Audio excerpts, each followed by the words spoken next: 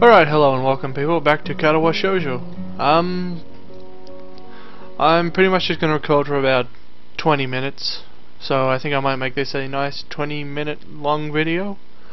I'm only recording 20 minutes at the moment because that's about all of the time I have for the moment, but in a couple hours I'll have some more time to record some more stuff. So think of this as a bit of a extra longer special video majigger. You get the point, so let's get on with whatever the part of the story we're actually on, which is apparently this bit. Who are we walking with again? I don't really remember. I think it was Rin. I think. Oh well, here we go.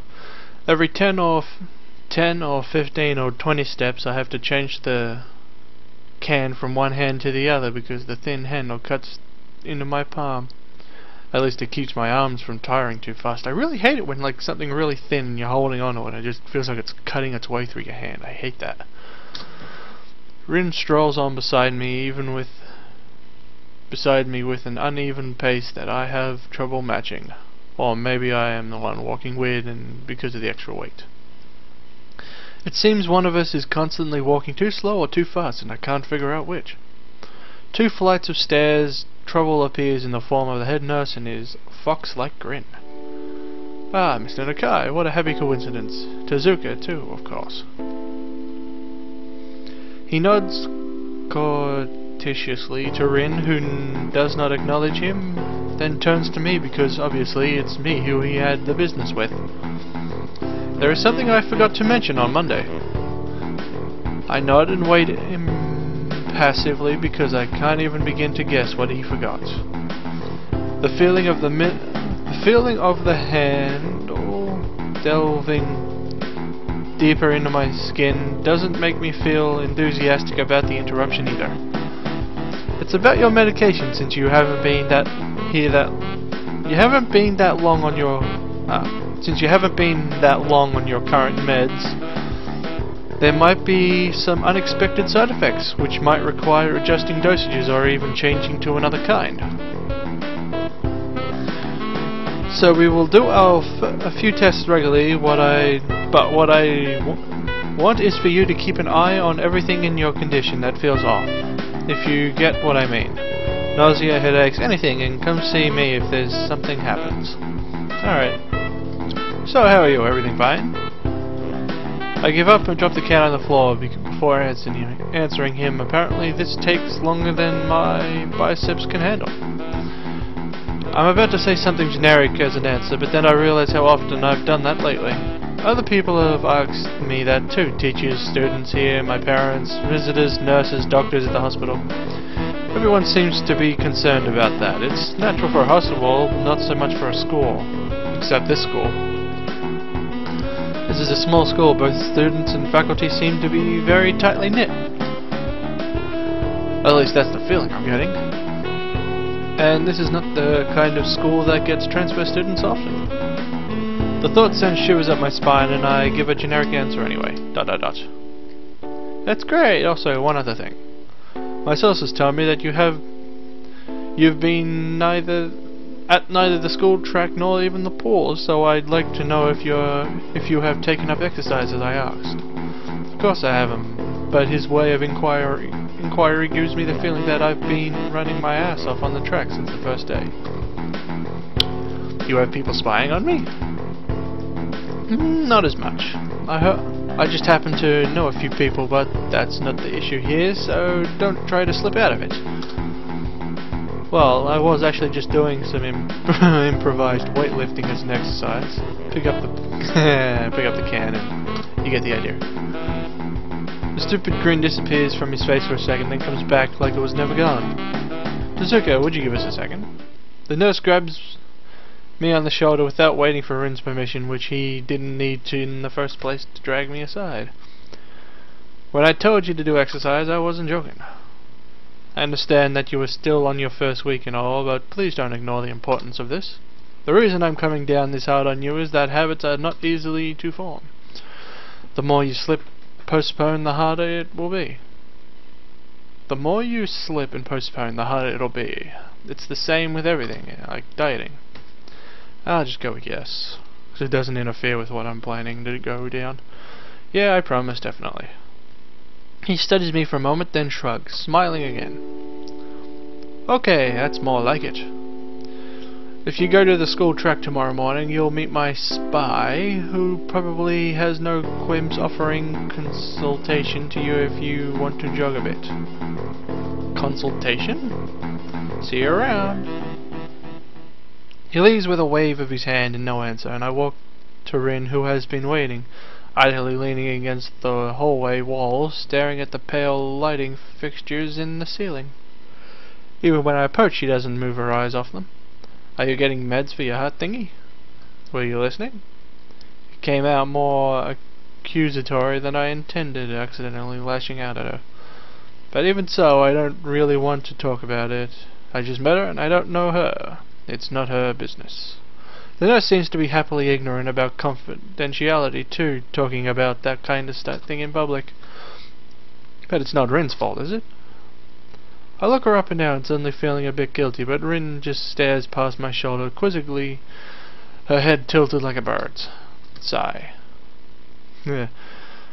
I don't know why this is hard for me. It feels like there is some inexplicable lock that prevents me from being more upfront about this. Yeah, they're for my heart. Will they make you better? No, not really. They just make me a little less worse. Rin keeps looking at me for a while longer, and she neither says anything nor displays any kind of emotion I could discern. I'm thankful that she doesn't. I think I'm still not quite used to all this. At the hospital it was easy, but I still haven't sorted my things out before having to live a normal life with this disability. Live a normal life. We leave the main building, and Rin leads us up onwards toward the dorm. We stop at a small patch of greenery in front of the normal dorm building. The dorm is built on slightly elevated ground, as the wall and a few trees that everyone has circled around every time they come or go. It's probably the only inconvenient design in the school. The entire wall made of some kind of brick, as the building itself has been covered with some sort of painting.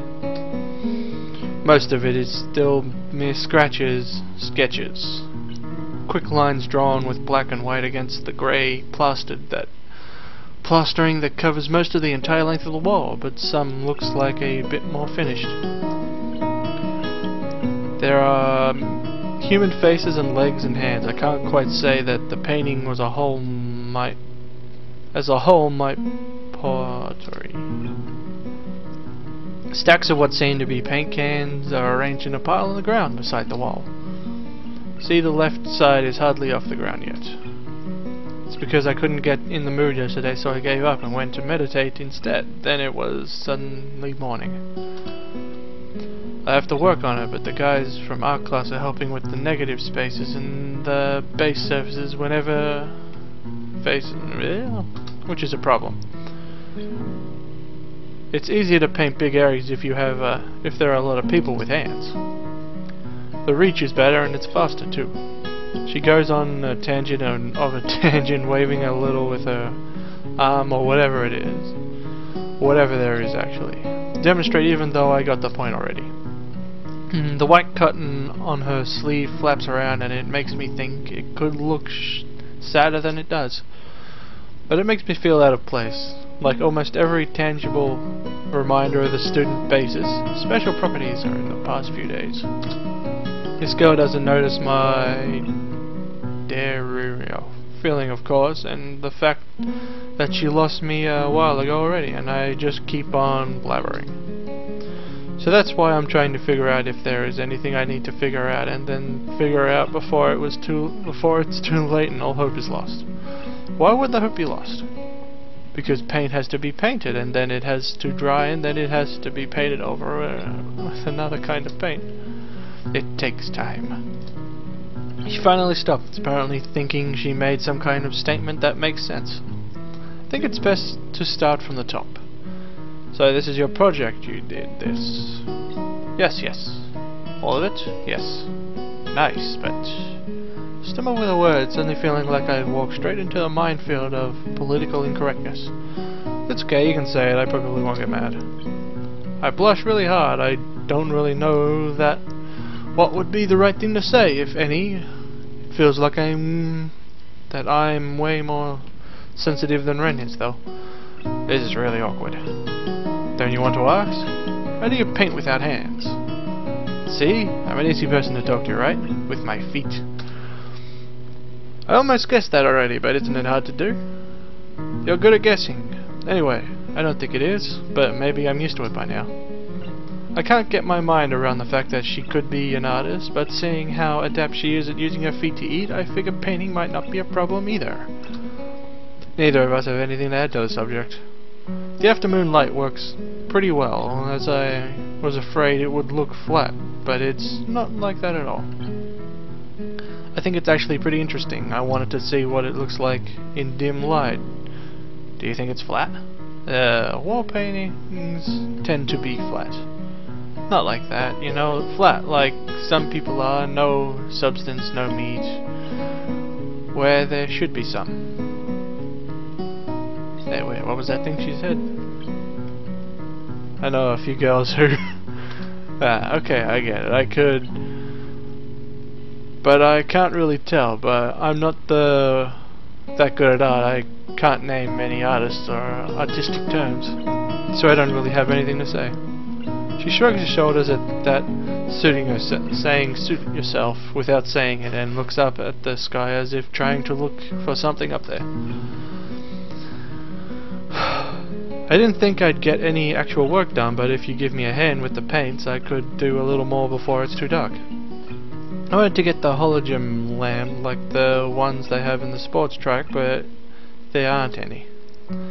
Rin Shaw is quick to recruit my help, as well, Shazoon. It really makes me feel like the festival is such a big project that every pair of hands is needed. Why not? I'm not really sure if I can be of any help, though. It's just mixing some paints, you can do that. Probably... Do you have a motor control problem, like, you know, those people who have some? Cerebral palsy, maybe? No, not that I know of. I get it, Hard Thingy has nothing to do with that.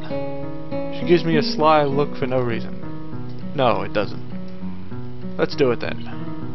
So she sits on the empty wooden box and very naturally picks up a wide brush between the toes of her bare right foot. I open a few of the cans, pour some of the contents into a shallow bowl for mixing. The thick paints flow lazily from the can to the bowl like syrup.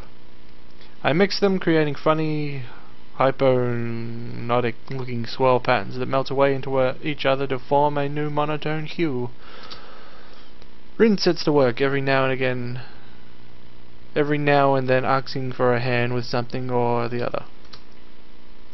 Finding different brushes is easy enough, but mixing the paints to be the exact tone this girl is apparently seeing in her head is a frustrating ordeal. She wants precisely down to the last molecule before she is satisfied, and her instructions are obscure at best. Add half a splash of green. I crouch down, pick up the can of bright green. The other green, this green. I carefully pour some of the other green paint into the mixing bowl. No, that's almost a whole splash. More white. Is green a good colour to add? No idea, you're the artist here. A hint of smile appears in the corners of her mouth. Do you lack an opinion? No, it's just that I have no idea. It's okay, because I got an idea. Add more white. With the exclamation, I pour a minuscule amount of white into the bowl and mix it. It looks slightly whiter. That's not good. It has to be like the colour when you wake up and you know that you saw the meaning of life in your dream and you can't remember. Maybe it's yellow.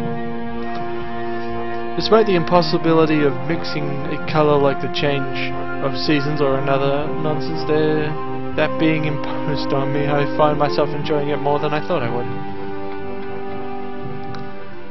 Seeing a paint being born on the plastered wall feels like magic. I spend the moments I have between mixing and crouching down on the pavement and just looking at her work. It feels slightly intrusive at first, like breaking some imaginary intimacy, but Rin doesn't seem to mind the least bit. Maybe it's just in my head. Her entire presence emits a completely different air as she practically works the details. Patiently works the adding layers of paint on top of other layers of paint, steadily moving her foot across the wall to add new shapes. When I manage to produce a passable mixture of paint, the rare smile on her face is oddly rewarding. Apart from the few words when discussing paint mixtures, neither of us say a word for the longest time. And even those short discussions soon evolve into a shorthand, both of us developing and using weird impromptu code words for various paints and hues, as if there was some need to conserve words and breath and sound. And then it got dark. We stay there a little into the evening until it becomes too dark to paint properly. Then it got really black. Ah, the passing of time.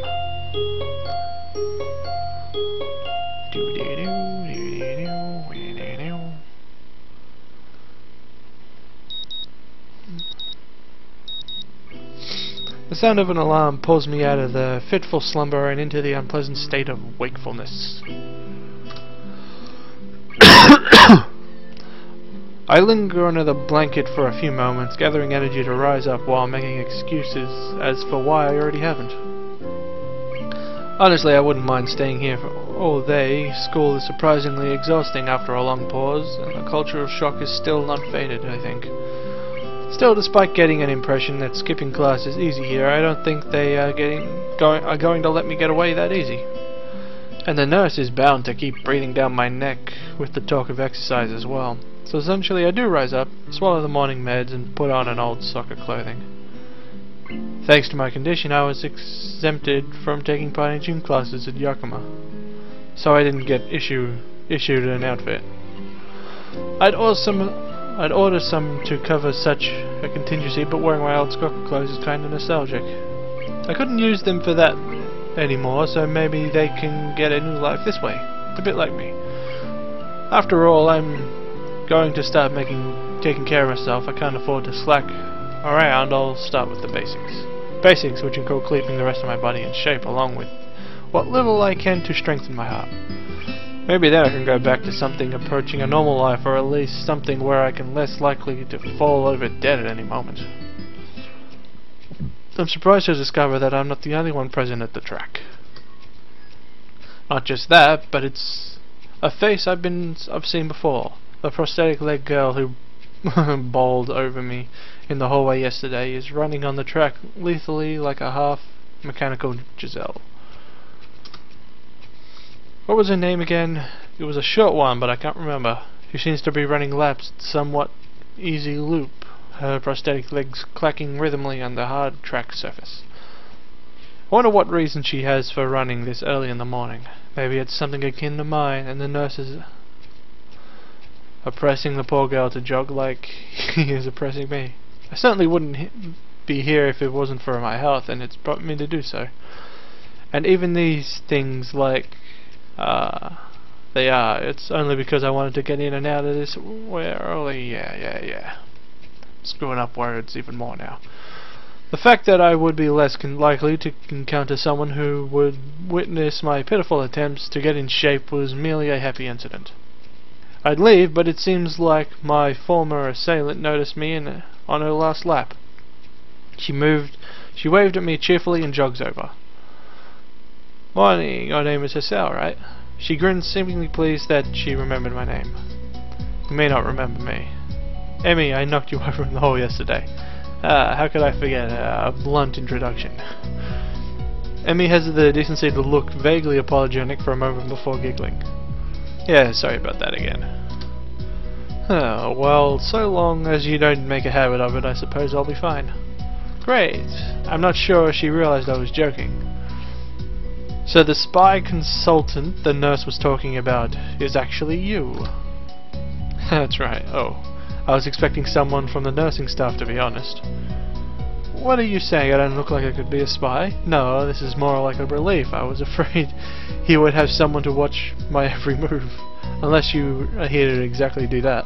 No, I'm just here for my own reasons. The nurse just asked if I hadn't seen a messy head transfer student who looks like he's kinda lost around the track. So why are you down here? Emmy strikes a dramatic pose. Training. For what? Track. Ah, I see you're on the track team then. Emmy nods enthusiastically. Yep, I'm one of the better runners too. But modestly, I think modestly about it too. Hey, you should join up. It's good exercise, you know. I think that much activity is probably out of the question for me. Nah, I'm not even sure that I really like running all that much. Plus, I'm just not into the organized sports, you know. It's true, I never really got into soccer that much. I mean, I'd run around with my friends, but all the reason I ever played. It wasn't for the glory to be found on the field, that's for sure. Emmy seems to understand my meaning. I see, not into the whole organization thingy. But now you're here, I guess you're going to run together, huh? What? Yeah, I guess. Emmy seems pleased. Are you going to warm up? Real men don't warm up. Oh no, you should always warm up. Bad as hell. She scolds me enthusiastically, then smiles and leans over. I hate warming up too. Heck, I don't even have to stretch my legs. As if to confirm her statement, she bounces up and down a couple times, giving a passing impression of standing on a pair of springs. Her leg blades seem to be quite elastic. Let's go.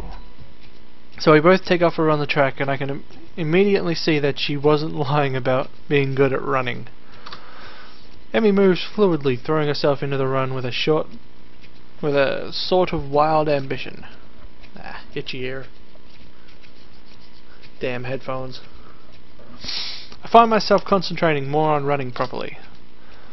Hands spread right, and something about hitting on the balls of the feet rather than the heels. I try to match my stride to Emmy's, but it's pretty difficult. Apparently I'm not very good at it. Maybe Emmy could help me with that sometime. I'm not really feeling up to more than a couple laps a day, and slow to walk pretty quick. Nothing happens. Emmy keeps running and doesn't seem to notice I've stopped until she passes me a second time. And she skids to a halt, breathing steadily in contrast to my own somewhat... Finish already? I hang my head ruefully. Yeah. I'm not in very good shape right now. Emmy nods, then grins at me again. She seems to do a lot of smiling. Well, the important thing is you started, right? Next time you'll just have to try to hold on longer, and then longer, and then longer, and eventually you'll be great. I'll keep that in mind. But I think right now I'm going to get ready for class. Shouldn't you? Emmy shrugs unconcernedly. No, I've got plenty of time. I notice she's not wearing a watch. Are you sure? Another careless shrug. Not really, but I've got to finish my routine. See you later, Hasao. Yeah, see ya. And away she goes. I'm not sure whether this morning's experiment was a success or failure, but I'll admit that I do feel slightly good about getting out there this morning. And like Emmy said, I just have to keep in order to keep going, right? Practice makes perfect, or something like that. It's nice to at least to feel like I've taken some semblance of control over my own health. Man, that was a weird sentence. I'll have to try to keep this up. I head back to the dorms to wash and change my uniform, trying to resist the urge to take a really long hot shower. I'm tired from all the running, so I just want to unwind, but I don't want to break my slowly building routine of getting to school before the morning rush. After taking a long shower anyway, I dry myself off and get out of the stall to put on my clothes. Ah! It's Kenji! Alright, I think here's a good place to stop, at the shadowy figure of Kenji. I'm sure we all know some kind of weird and bizarre stuff's about to happen, so I will see you guys, I don't know, in a few hours when I decide to record some more. Alright, see you guys later.